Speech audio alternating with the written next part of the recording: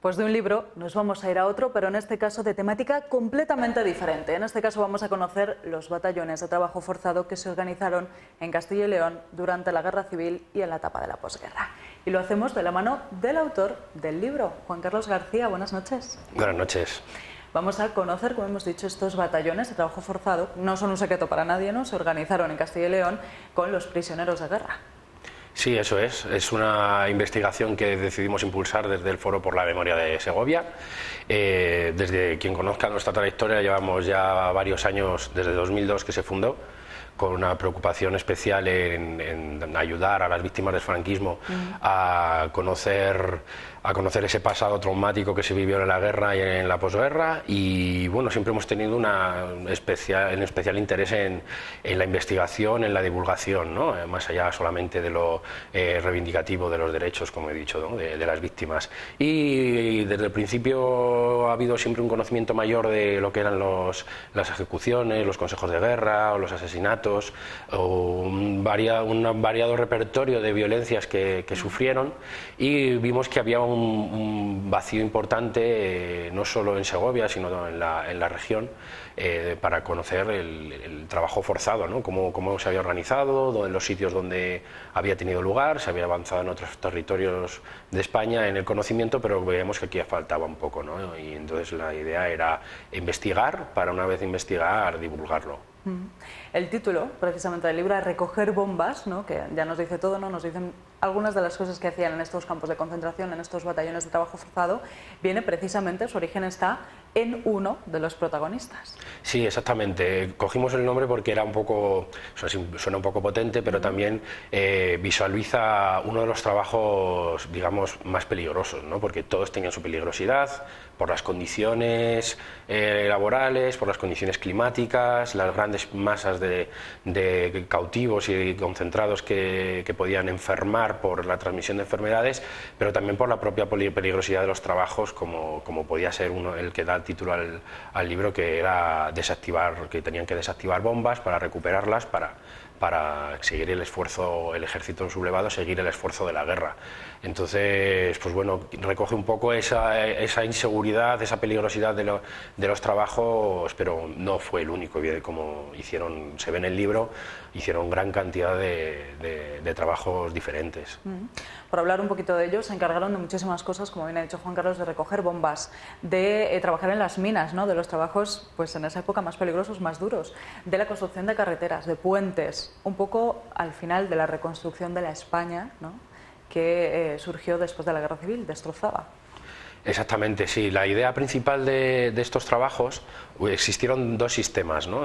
Uno se inicia a partir del 37, que es en el que trata el libro, ¿no? Que es el aprovechamiento de los prisioneros de guerra que se van cogiendo en el frente, que se llevan a campos de concentración, y después de una clasificación tanto por oficios como ideológica, lo que se trata es de aquellos prisioneros que no son recuperables, para darles un arma y hacer la guerra contra los que hasta ahora habían sido sus compañeros, ¿no? Del Ejército Popular de la República.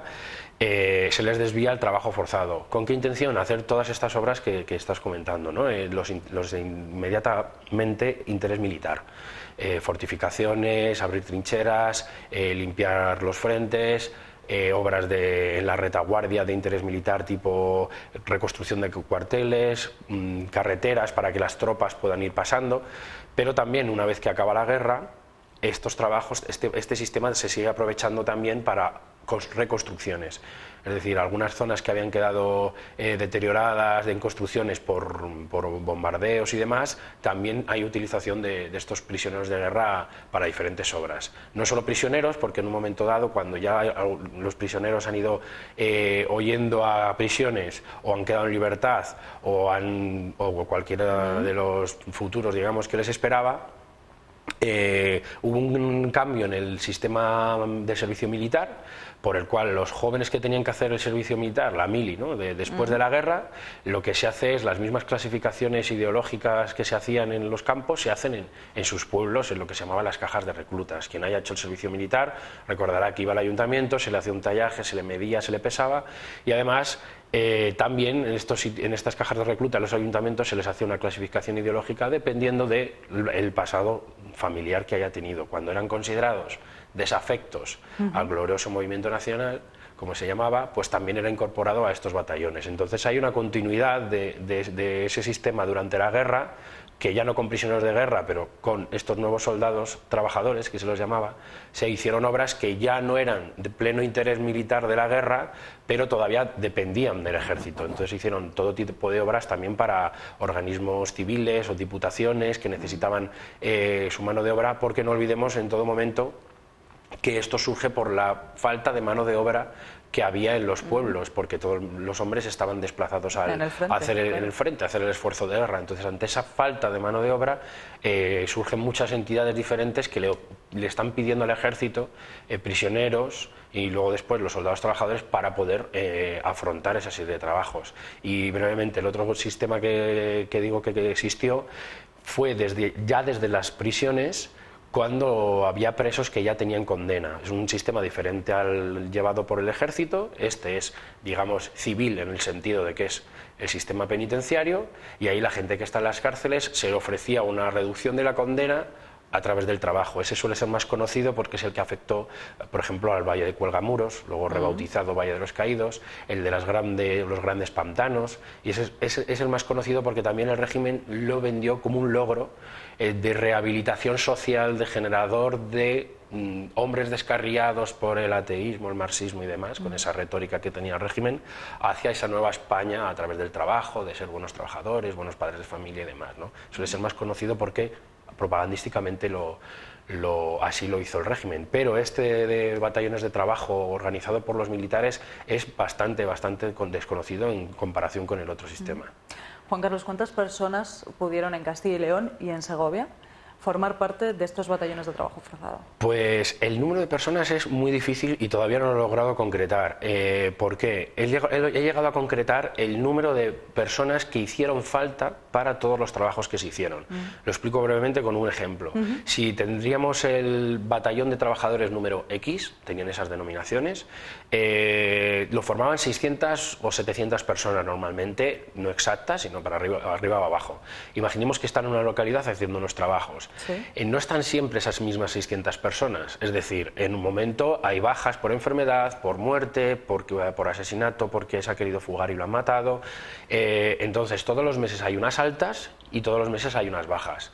Entonces en un mismo mes, aunque la plantilla es de 600 personas, por ejemplo, a lo mejor ese mes estuvieron trabajando 700 y pico, entre los que ya estaban, más los que se dan de alta, y los de las bajas muchas veces se trasladan a hacer otros trabajos. Entonces, a pesar de que tenemos documentación que existe para poder llegar a calcular el número de personas, es muy difícil digamos, hacer esa investigación a día de hoy. También hay mucha documentación bloqueada en los archivos militares y no podemos acceder del todo a poder concretar ese número de personas, pero yo lo que he hecho ha sido, sabiendo las necesidades que existieron de hacer los trabajos y cuánta gente estuvo en determinados sitios, hacer un cálculo. Entonces, en ese cálculo, entre 1937 y 1942, yo he calculado que hicieron falta la mano de obra de más de 46.000 prisioneros de guerra y soldados trabajadores. Pero como digo, probablemente esta cifra se podría duplicar si pudiéramos contar esas personas con nombres y apellidos. Como digo, no solamente la gente que hacía falta. Digamos que el cálculo es de fuerza de trabajo. Hace falta la mano de obra de 46.000 personas en ese periodo de tiempo para hacer los trabajos, pero a lo mejor lo desempeñaron 100.000, por ejemplo, ¿no? Es que estamos hablando de números muy altos, de cifras muy altas, 90.000, 100.000 personas que solamente en Castilla y León pudieron formar parte de estos batallones de trabajo. En el libro, además, Juan Carlos, está documentado, como bien nos ha dicho, con un inventario por provincias y también con mapas.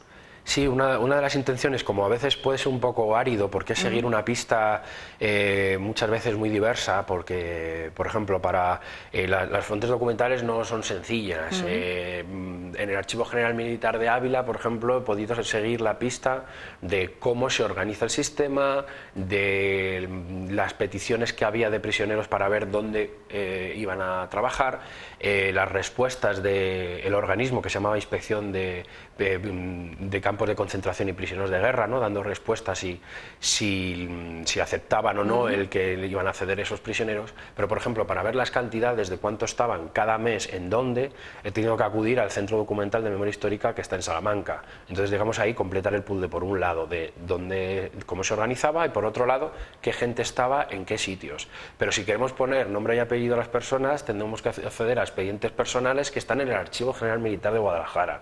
Entonces es todo una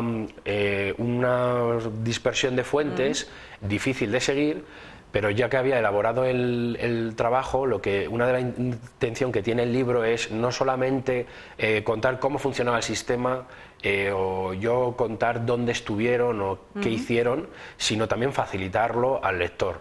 En ese sentido, uno de los deseos también que tenía el Foro por la Memoria de Segovia cuando lo hacíamos era, digamos, facilitar ese conocimiento del trabajo forzado a la sociedad civil y a las asociaciones de recuperación de memoria histórica, para que en sus localidades en Castilla y León puedan conocer directamente, con ese inventario que dices, que viene al final, en el que por provincias puedes ver dónde estaban, cuánta gente estaba, para quién dependían, y además unas referencias de las fuentes documentales que yo he consultado. Así, si tú quieres acceder a la documentación, sabes con qué archivo debes contactar para ver la documentación que yo vi. Es la manera de seguir el rastro, y ya que ha habido una labor ingente de recogida de información, facilitarlo al usuario. Yo no tengo ningún interés específico en quedarme yo esas referencias para mí y que me esté la gente llamando o preguntándome. La idea es un poco efecto bola de nieve, y que el lector vea y pueda seguir su localidad, su provincia, o por conocer que una carretera a las afueras de su pueblo fue hecho con trabajo forzado, exactamente. Bueno, sin duda un libro muy interesante, Juan Carlos. Muchísimas gracias por haber estado esta noche con nosotros, por habernos recuperado un poquito, al fin y al cabo, esta memoria histórica de nuestro país, de este episodio que parece tan lejano para muchos, pero que está ahí y que no debemos olvidarlo, sobre todo para que no se repita. Exacto. Muchísimas gracias, Juan Carlos. Muchísimas gracias a vosotras. Nos vamos a ir un segundo a publicidad, pero no se muevan, que enseguida, en nada, estamos de vuelta. Hasta ahora.